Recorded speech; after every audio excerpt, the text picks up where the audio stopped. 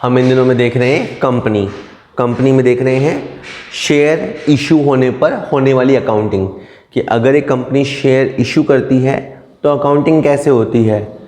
Company के पास पैसा normally installments में आता है और प्रॉब्लम तब खड़ी होती है जब हमारे पास एक्स्ट्रा एप्लीकेशन आ जाते हैं। हम जितने एप्लीकेशंस ऑफ़र करते हैं, लोग जब फॉर्म भरते हैं और कंपनी अच्छी होती है, कहीं उसकी गुडविल अच्छी होती है, तो पब्लिक से अच्छा रिस्पांस आता है और ज़्यादा एप्लीकेशंस आ जाते हैं। ऐसे में अपने को उन एक्स्ट्रा एप्लीकेशंस को कैसे हैंडल करना है, पिछले वीडियो में हमने देखा, अभी उसी को कंटिन्यू करेंगे, नथिंग न्यू, उसी को continue. Hero Honda limited made an issue of 10,000 equity share of ₹10 each and payable as follows. Company का नाम है हीरो होंडा। उन्होंने 10,000 इक्विटी शेयर ऑफर किए, लोगों को इशू किए या करने चाहे, और कंपनी ने कहा ₹3 एप्लीकेशन पे, ₹5 अलॉटमेंट पे, और बाकी जो बैलेंस बचा ₹2, 3 और 5 8 और 2 10, ₹2 कॉल पे होगा। 25,000 एप्लीकेशन रिसीव्ड, इनको 25,000 एप्लीकेशन मिल गए। 5,000 एप्लीकेशन रिजेक्टेड, 5,000 एप्लीकेशन रिजेक्ट हो गए आउटराइटली, सीधे ही, यानी बहुत ज़बरदस्त रिस्पॉन्स आया। 5,000 एप्लीकेशन तो उन्होंने तुरंत रिजेक्ट कर दिए।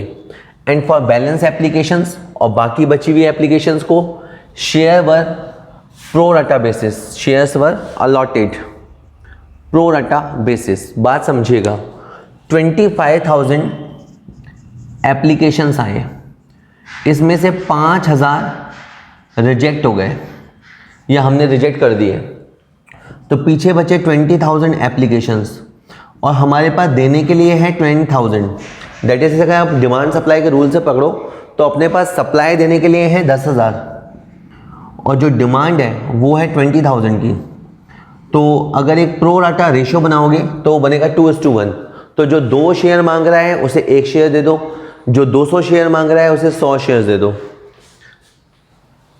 Members holding 400 shares did not pay allotment and the call money. एक मेंबर है, उसका नाम अपन एक्स रख लेते हैं। एक एक्स मेंबर है जिसके पास 400 शेयर हैं, उसने अलॉटमेंट और कॉल मनी नहीं दी। Okay, draft the necessary entries. देखने में क्वेश्चन बिल्कुल कल जैसा लगता है, लेकिन इस एक्स पर्सन ने जो नाटक किया है उस वजह से क्वेश्चन थोड़ा सा लंबा चलेगा। देखते हैं। पहली एंट्री में क्या होता है बेटा, अपने को पैसा मिलता है, तो bank account DR to equity share application. पहली एंट्री में हमें पैसा मिलेगा। हमारे पास 25,000 एप्लीकेशंस आए और ₹3 के हिसाब से 75,000 रुपये आएगा, यानी जितने एप्लीकेशन आए और जो रेट ऑफ एप्लीकेशन है उस अकॉर्डिंग 75,000 हमारे पास आया। Next, equity share application to equity share capital. इसके बाद ये होना ही है कि एप्लीकेशन का पैसा कैपिटल में कन्वर्ट होगा, ये तो होगा ही। और अगर आप एप्लीकेशन को रिजेक्ट करोगे तो यहाँ बैंक भी आएगा, और अगर क्वेश्चन में प्रो राटा साउंड आ जाए तो आप समझ जाना कि कुछ पैसा अलॉटमेंट में भी जाएगा। अब बात यह है कि अपन इस चीज़ को करेंगे कैसे। देखो, 75,000 हमारे पास आया है, जबकि हम चाहते थे कि 10,000 शेयर्स से ₹3 के हिसाब से 30,000, तो हम खुद चाहते थे कि 30,000 हमारे पास आए।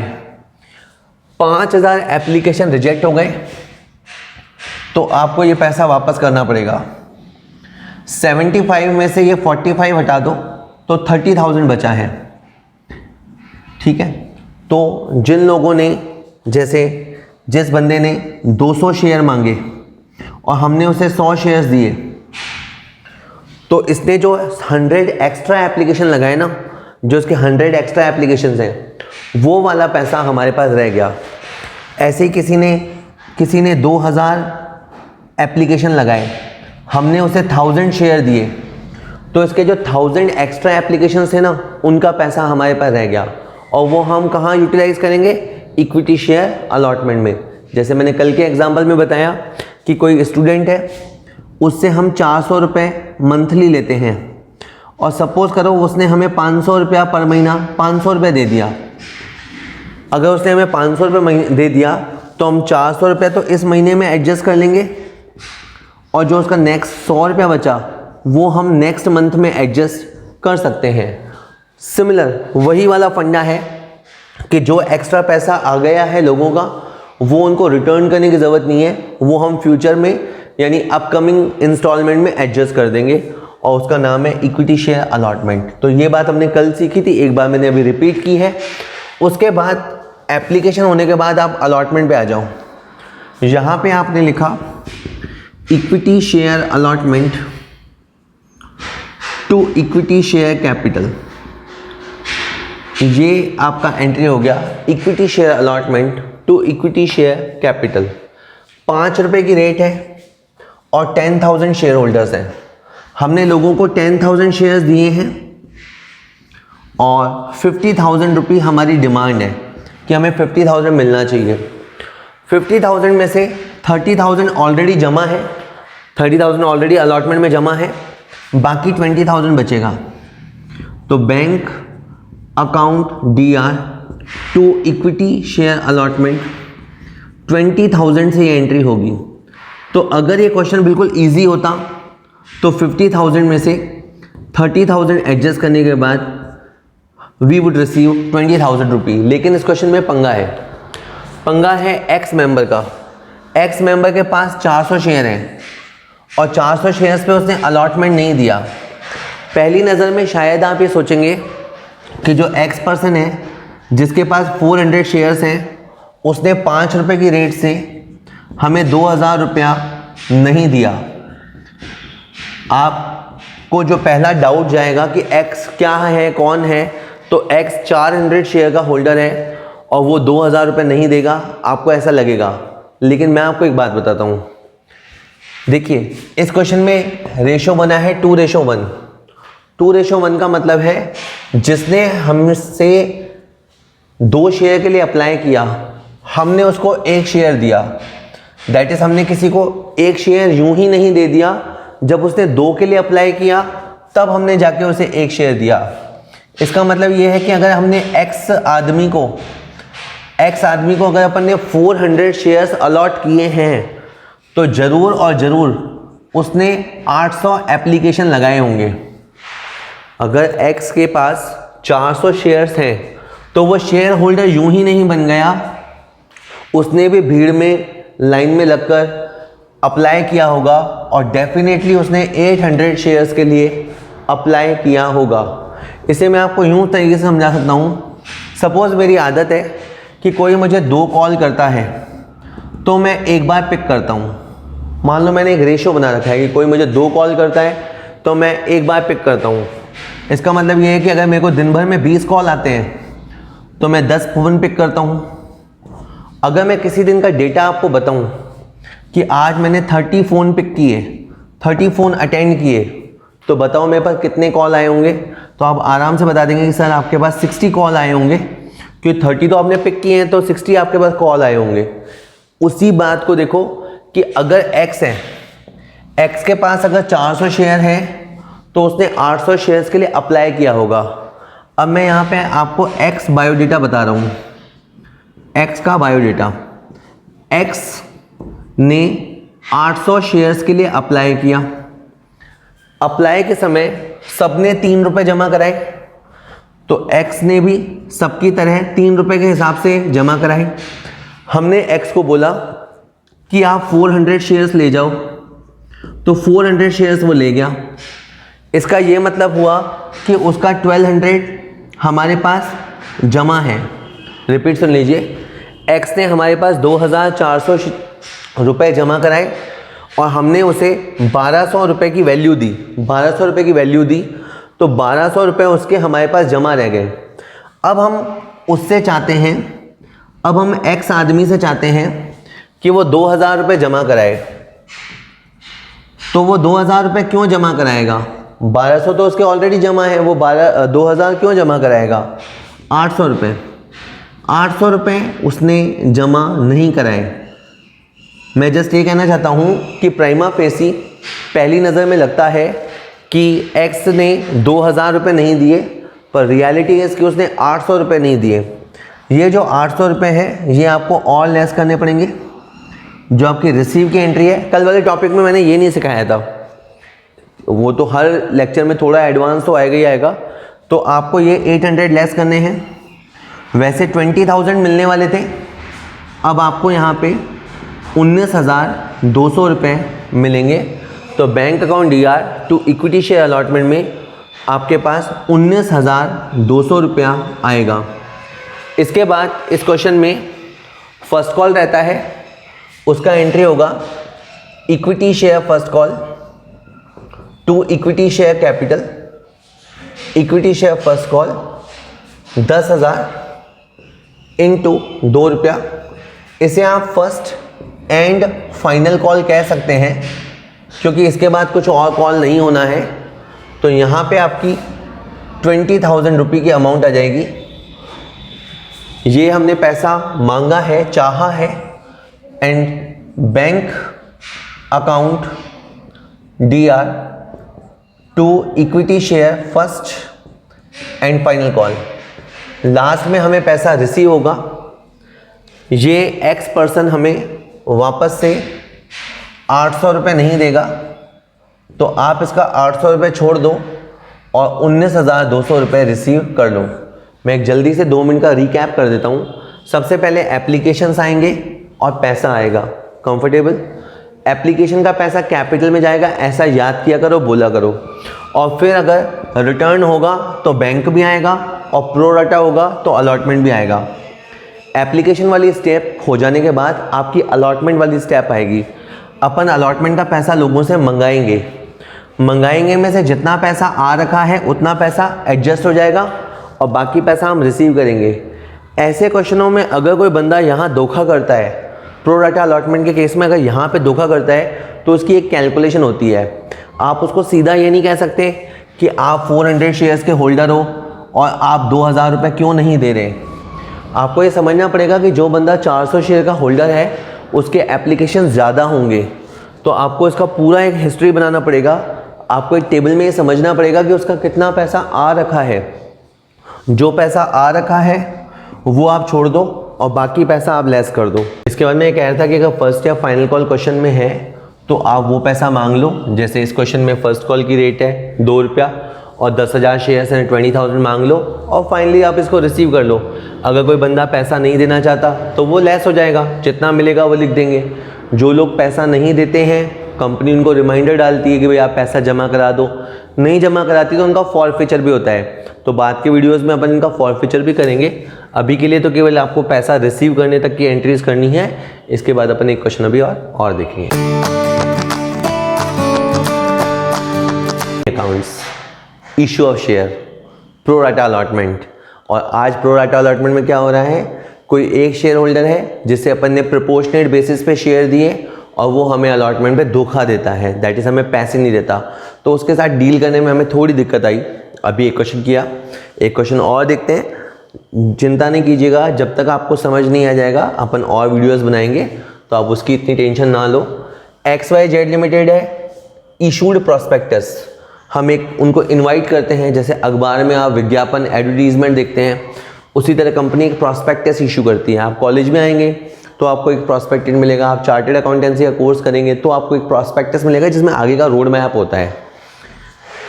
एप्लीकेशंस फॉर 5,000 शेयर्स, 5,000 एप्लीकेशंस हम इनवाइट कर रहे हैं कि आइए और हमसे शेयर ले जाइए। 12,000 एप्लीकेशन रिसीव्ड। ओके, इसमें मैं प्रिंट करना भूल गया। इस क्वेश्चन में एप्लीकेशन है 3 रुपया, अलॉटमेंट है 5 रुपया और फर्स्ट कॉल फाइनल कॉल का मिला के है 2 रुपया। तो 12,000 एप्लीकेशन रिसीव्ड हुए, तो डबल से भी ज़्यादा एप्लीकेशंस आ गए। 2,000 एप्लीकेशन रिजेक्टेड। मैंने क्वेश्चनों का पैटर्न आज कम से कम एक जैसा रखा है कि 12,000 एप्लीकेशन आए, इसमें से 2,000 को हमने रिजेक्ट कर दिया और 10,000 एप्लीकेशंस बच गए। लेकिन आप इनको सबको एंटरटेन नहीं कर सकते, आपके पास केवल 5,000 शेयर्स ही हैं। तो ऐसा नहीं है कि बाद में डिमांड ज़्यादा आ गई तो आप अपनी सप्लाई बढ़ा देंगे, सप्लाई तो आपका वही रहेगा। तो अगर आप एक एक ज़ीरो रिमूव करेंगे तो 1500, 150, 10, 5, 2:1। बेसिकली आपका 2:1 रेशो बनेगा कि जो 2 के लिए अप्लाई करेगा ही कैन गेट 1 शेयर। हमने सबके साथ किसी के साथ पार्शलिटी नहीं की। जो 4 मांगेगा उसे 2 दे देंगे, जो 400 मांगेगा उसे 200 दे देंगे। जिनकी एप्लीकेशन हमने रिजेक्ट की, देयर मनी रिफंडेड, उनका पैसा हमने रिफंड कर दिया। Pro rata allotment made to others, बाकी सबको बुला के मैंने इस लॉजिक से प्रोपोर्शनेटली शेयर दे दिया। आज का रेशो मैंने आसान रखा है 2:1, कल फिर 3:1, 4:3 इस तरह के रेशो पे बात करेंगे। Shruti was the holder of 200 shares. आपको ये जरूर देखना पड़ेगा ये कौन है। ये है श्रुति और इसके पास 200 शेयर हैं। होल्डर मतलब वो होल्ड करती है, तो 200 शेयर उसके बाद होल्ड करती है। यहीं से आप गैस कर लिया करो कि 200 शेयर्स के बाद यूं ही नहीं आ गए, इसने 400 के लिए अप्लाई किया होगा, क्योंकि जिसके पास 1 शेयर है उसने 2 के लिए अप्लाई किया होगा। तो श्रुति जिसके पास 200 शेयर है, she must have applied for 400 shares. ये आपको समझना पड़ेगा। कैन नॉट पे the allotment and call money, वो आपको अलॉटमेंट नहीं दे पाई, फिर कॉल मनी नहीं दे पाई। Pass journal entries including cash transaction, तो आपको जनरल एंट्रीज ही करनी है। आगे के लेक्चर्स में हम कैश बुक बनाना भी सीखेंगे, अभी तो आपको सबकी जनरल एंट्री ही करनी है। रेट है 3 रुपया, 5 रुपया, 2 रुपया। तो सबसे पहले आप करेंगे bank account DR to equity share application. सबसे पहले आपको एप्लीकेशन का पैसा मिलेगा, भर भर के मिलेगा। आपके पास 12,000 एप्लीकेशन आए, 12,000 एप्लीकेशन एट द रेट 3 रुपया, तो आपके पास 36,000 रुपये आया। इस पैसे को आप ठिकाने लगाएंगे, एडजस्ट करेंगे, सही वर्ड है एप्रोप्रिएट करेंगे। इस पैसे को आप एप्रोप्रिएट करेंगे तो equity share application DR to equity share capital. Application का पैसा कैपिटल में जाएगा। Application is a temporary account, capital is a permanent account, तो पैसा पहले कैपिटल में जाएगा। अगर आप पैसा रिटर्न कर दोगे तो बैंक आ जाएगा, और प्रो राटा एडजस्ट करोगे तो इक्विटी शेयर अलॉटमेंट आएगा। एक बार इसको समझ लेते हैं। हमारे पास 36,000 आ गया है, ये सच बात है, लेकिन हम इतना एक्सपेक्ट नहीं कर रहे थे। हम तो चाहते थे कि 5,000 शेयर होल्डर से 3 रुपये के हिसाब से पैसा आ जाए। हम तो 15,000 रुपया ही इनवाइट करना चाहते थे। खैर 2,000 एप्लीकेशन हमने रिजेक्ट किए, 2,000 एप्लीकेशन हमने रिजेक्ट किए और उनका 6,000 हमने वापस कर दिया। यहाँ पे 36 है, यहाँ 21 हो रहा है, तो बाकी ये 15,000 का गैप आएगा। इसे आप बैलेंसिंग फिगर कह सकते हो। वैसे इसका असली मतलब ये है कि 10,000 में से 10,000 हमारे पास एप्लीकेशन थी, हमने 5,000 को एंटरटेन किया,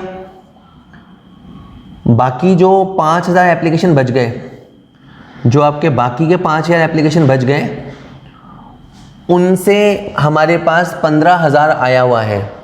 तो अपने पास जो एक्सेस मनी आया हुआ है ना, सपोज आपने मुझे एक्स्ट्रा पैसा दे दिया, अब एक्स्ट्रा पैसे का मैं क्या कर सकता हूँ, या तो आपको वापस कर दूँ कि यार रखो, आप अपना पैसा वापस रखो, या आपका पैसा मैं आगे एडजस्ट कर दूंगा। तो एप्लीकेशन के बाद आगे कहाँ एडजस्ट करूँगा, अलॉटमेंट में तो करूँगा। तो वो पैसा मैंने अलॉटमेंट के अगेंस्ट रख लिया। अभी अलॉटमेंट का टाइम नहीं आया, बट वो पैसा मैंने अलॉटमेंट के अगेंस्ट एडजस्ट कर लिया।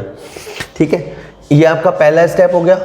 उसके बाद हम अलॉटमेंट का पैसा चाहेंगे, इक्विटी शेयर अलॉटमेंट को डेबिट करेंगे टू इक्विटी शेयर कैपिटल। ये हम पैसा अलॉटमेंट के अगेंस्ट चाह रहे हैं और हम 5 रुपये की रेट से पैसा चाहते हैं।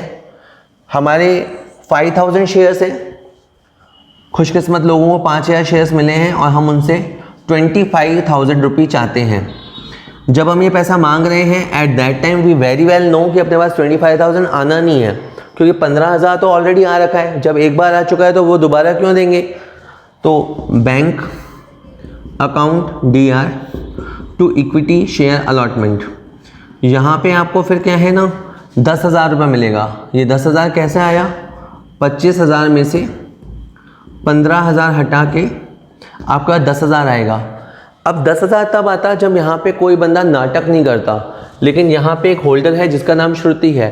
श्रुति के पास 200 शेयर हैं, तो आपको क्या लगेगा कि श्रुति थोड़ी बदमाश है और वो हमारे 1,000 रुपये खा गई। 200 शेयर पे वो हमारे 1000 रुपये खा गई, but it is not true. अगर आप थोड़ा सा इसका बायोडेटा बनाएंगे तो श्रुति ने हमसे 400 शेयर्स के लिए अप्लाई किया था। अगर 200 शेयर उसके पास हैं और 2:1 का रेशो है तो उसने डेफिनेटली डबल शेयर्स के लिए अप्लाई किया होगा। इसीलिए मैंने आज समझाने के लिए सिंपल लिया है 2:1, ताकि आपको इजीली समझ में आए कि अगर वो 200 शेयर की होल्डर है तो she must have applied for 400 shares. उस समय उसने 3 रुपये काउंटर पे जमा कराए और उसने 1200 जमा कराए। फिर हमने उनको बोला कि मैम 400 शेयर्स तो नहीं है, आप 200 शेयर्स हमसे ले जाओ। तो वो जब 200 शेयर हमने उसको दिए तो डेफिनेट वो बोलेगी कि 200 शेयर के तो 600 रुपये ही होते हैं, बाकी मेरे 600 वापस कर दो। तो हमने उनको कहा कि मैम आप 600 रुपये वापस क्यों लेते हो, ये 600 रुपये हम आपके नेक्स्ट EMI में एडजस्ट कर देंगे, आपका नेक्स्ट इंस्टॉलमेंट में एडजस्ट कर देंगे, ठीक है। तो सपोज़ करो कि कोई बंदा है वो 8000 की EMI देता है, गलती से उसने 10,000 रुपये जमा करा दिए, तो एक तरीका तो है कि 2000 वापस हो जाएंगे और एक तरीका ये है कि 2000 रुपये नेक्स्ट में एडजस्ट हो जाएंगे। तो यहाँ हम श्रुति को समझाएंगे कि आपके 600 आगे एडजस्ट हो जाएंगे, यू डोंट वरी। वो मान गई। अब हमने जब 200 शेयर्स की बात करी तो 200 शेयर्स पे हम उससे 1000 रुपये चाहते हैं। ये तो हम चाहते हैं, 600 तो उसके ऑलरेडी क्रेडिट हो रखे हैं, तो बाकी कितने बचे 400। तो अगर वो हमें देती तो भी हमें वो 400 रुपये ही देती, नथिंग मोर देन दैट। वो 400 रुपये से ज़्यादा देने वाली भी नहीं थी। तो आप अगर ये श्रुति को ब्लेम करते हो कि वो हमारे 1000 रुपये खा गई है, तो यू आर टेलिंग लाई। वो 400 रुपये आपके खा गई है, वो 400 रुपये आप लेस कर दो और 9600 रुपया आएगा। एंट्री हो जाएगा bank to equity share allotment और ये एंट्री 9600 रुपये से होगी। बस ये एंट्री क्रिटिकल है, ये अगर आपने सही से निकाल ली तो आपकी आगे की एंट्रीज में भी आपको बहुत फ़ायदा होगा। इसके बाद आप फर्स्ट कॉल पे आ जाइए। आपको equity share first and final call की एंट्री करनी है। Equity share first and final call to equity share capital. यहाँ पे आप देखिए कि जो फर्स्ट एंड फाइनल कॉल है उसकी रेट 2 रुपये है और 5000 शेयर्स हैं हमारे क्वेश्चन में और 2 रुपये के हिसाब से ये 10,000 रुपये हमारी डिमांड है, ये हम उनसे लेना चाहते हैं। फिर ये हमें पैसा मिलेगा तो bank account DR to equity share first and final call. यहाँ पे लिखा हुआ क्वेश्चन में ये है कि Shruti can not pay allotment and call money. बाद में उसने हमें कॉल का पैसा भी नहीं दिया, यानी 200 शेयर उसके पास है और 400 रुपये उसने हमें नहीं दिया, तो 400 रुपये और कम कर देंगे 9600, ठीक है। मैं कल भी कह रहा था कि आप ऑल्टरनेटिवली ऐसा भी कर सकते हैं कि बैंक अकाउंट को आप DR करें 9600 से और कॉल्स इन एरियर को आप DR करें 400 से to equity share first and final call 10,000। मतलब जितना आपको मिल गया वो लिखें और जो नहीं मिला उसे कॉल्स इन एरिया के नाम से लिखाएं। लेकिन ये लेस पॉपुलर, कम पॉपुलर तरीका है, पॉपुलर तरीका यही है। अगर क्वेश्चन में कभी आपको ऐसा कहा जाता है ना कि company maintains calls in arrear account, कि company calls in arrear account बनाती है, तो फिर आपको इस एंट्री को करना है, अदरवाइज आप ये एंट्री कीजिए, कोई दिक्कत नहीं आएगी। चलिए।